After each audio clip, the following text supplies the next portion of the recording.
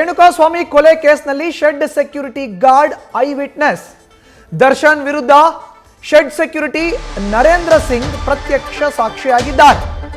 ಕೊಲೆ ಕೇಸ್ನಲ್ಲಿ shed security ಗಾರ್ಡ್ನ ಈಗ ಐ ವಿಟ್ನೆಸ್ ಮಾಡಲಾಗಿದೆ. ದರ್ಶನ್ ವಿರುದ್ಧ ಸೆಕ್ಯೂರಿಟಿ ನರೇಂದ್ರ ಸಿಂಗ್ ಪ್ರತ್ಯಕ್ಷ ಸಾಕ್ಷಿಯಾಗಿದ್ದಾರೆ. ನರೇಂದ್ರ ಸಿಂಗ್ ನಿಂದ 164 ಸಿಆರ್ಪಿಸಿ ಹೇಳಿಕೆಯನ್ನ ಪೊಲೀಸರು ದಾಖಲಿಸಿಕೊಂಡಿದ್ದಾರೆ. ಕೊಲೆ ಬಳಿಕ ನರೇಂದ್ರ ಸಿಂಗ್ ಕೊಠಡಿಯಲ್ಲಿದ್ದಂತ ರೇಣುಕಾಸ್ವಾಮಿಯ ಶವ. ಹೀಗಾಗಿ ಪ್ರಕರಣದಲ್ಲಿ ನರೇಂದ್ರ ಸಿಂಗ್ ಈಗ ಪೊಲೀಸರಿಗೆ ಐ ವಿಟ್ನೆಸ್ ಆಗಿದ್ದಾರೆ. ರಿಮ್ಯಾಂಡ್ ಅರ್ಜಿಯಲ್ಲಿ ಶವ ಎಸೆದ ಬಗ್ಗೆ ಪೊಲೀಸರಿಂದ ಉಲ್ಲೇಖಿಸಲಾಗಿದೆ.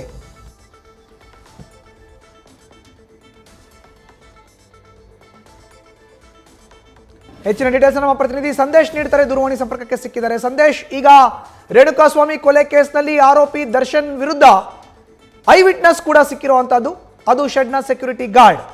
ಅವರ ಹೇಳಿಕೆಯನ್ನು ದಾಖಲಿಸಿಕೊಳ್ಳಲಾಗಿದೆಯಾ, ಹೇಗೆ?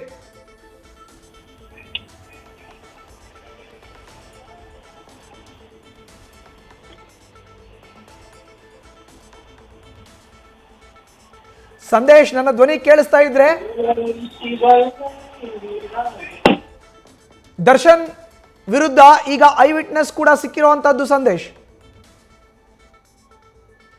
ಪ್ರಮುಖವಾಗಿ ಈಗಾಗಲೇ ಏನು ಪ್ರಬಲ ಸಾಕ್ಷ್ಯಾಧಾರಗಳನ್ನ ಕಲೆ ಹಾಕುವಂತ ಕೆಲಸವನ್ನ ಈಗಾಗಲೇ ಪೊಲೀಸರು ಕೂಡ ಮಾಡ್ತಾ ಇದ್ರು. ಅದರಲ್ಲಿ ಈಗ ಸದ್ಯ ದರ್ಶನ್ ಅವರಿಗೆ ಕಂಟಕವಾಗುವಂತ ಪ್ರಬಲವಾದ ಒಂದು ಸಾಕ್ಷ್ಯಾಧಾರ ಯಾವುದು ಅಂತ ನಾವು ನೋಡೋದಾದ್ರೆ, ಈಗಾಗಲೇ ಪೊಲೀಸರು ಕೂಡ ಪಟ್ಟಣಗೆರೆ ಶೆಡ್ ಸೆಕ್ಯೂರಿಟಿ ನರೇಂದ್ರ ಸಿಂಗ್ ಅವರ ಒಂದು ಹೇಳಿಕೆಯನ್ನ ಈಗಾಗಲೇ ದಾಖಲು ಮಾಡ್ಕೊಂಡಿದ್ದಾರೆ. ಯಾಕಂದ್ರೆ ಪ್ರಮುಖವಾಗಿ ಇವರು ಕೊಲೆ ಮಾಡಿದ ಬಳಿಕ, ಅಂದ್ರೆ ಕೊಲೆ ಮಾಡಿದ ನಂತರ ಇವರು ಅಲ್ಲೇ ಆ ಒಂದು ಶೆಡ್ ನಲ್ಲಿ ಇದ್ದಂತಹ ಸೆಕ್ಯೂರಿಟಿ ರೂಮ್ ನಲ್ಲೇ ಬಹಳಷ್ಟು ಹೊತ್ತಿನ ಕಾಲ ಆ ಒಂದು ಮೃತದೇಹವನ್ನ ಕೂಡ ಇಟ್ಟಿದ್ರು ಅನ್ನೋ ಮಾಹಿತಿ ಲಭ್ಯವಾಗ್ತಾ ಇದೆ. ಅಂದ್ರೆ ಪ್ರಮುಖವಾಗಿರುವಂತದ್ದು, ಯಾವಾಗ ಅವರು ಕೊಲೆ ಮಾಡಿದ ನಂತರ ಆ ಸೆಕ್ಯೂರಿಟಿ ಗಾರ್ಡ್ ನರೇಂದ್ರ ಸಿಂಗ್ ಏನಿದ್ದಾರೆ, ಅವರ ಒಂದು ಕೊಠಡಿ ಏನಿರುತ್ತೆ, ಆ ಕೊಠಡಿಯ ಒಳಗಡೆ ಆ ಮೃತದೇಹವನ್ನ ಇಟ್ಟಿರ್ತಾರೆ.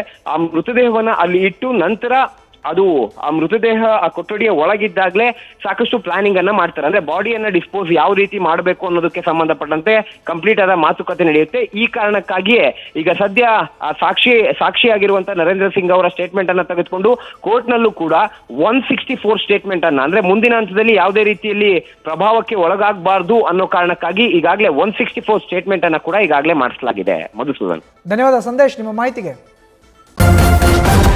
ನ್ಯೂಸ್ ಫಸ್ಟ್ ನಿರ್ಭೀತಿಯಿಂದ ನಿಮ್ಮ ಪರವಾಗಿ.